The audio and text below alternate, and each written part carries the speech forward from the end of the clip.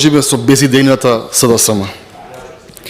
Она кое што ми го зборувавте, бидејќи нема време за нов ден, ново задолжување, тоа беше моја, да си го кажам. Па сте заборавиле, ќе ве потсетам. Опозиција што има 3 минути, кој за 30 секунди кажува се за тоа. Тоа нов ден, ново задолжување беше мое. Што се случува? Тоа го зборува во првите 2 години, а во вторите 2 години, колеги, имавме нов ден, 2 нови задолжувања. И сега да се вратиме на реалноста и на бројките во буџетот. Па почитуван колега Јован Митревски, во 2025 година, што мирас ни оставивте? Во 2025 година треба државава да врати 1.230 милиони евра долг. Во 2026 година државава треба да врати 1.257 милиона евра долг. Во 2027 државава треба да врати 1.255 милиони евра долг, а во 2028 државата треба да врати 1.529 милиони евра долг, или сума сумарум 5.271 милион.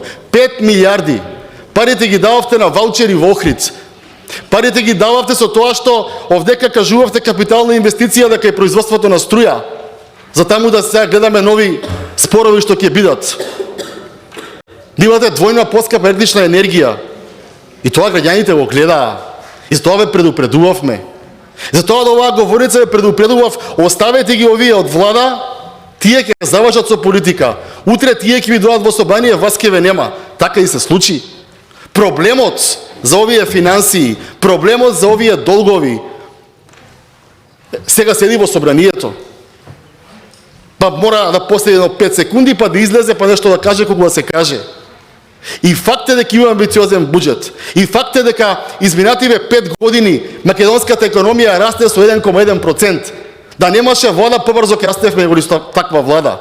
Денеска најпесимистичко сценарио е 3%, најоптимистичко е 3,7%.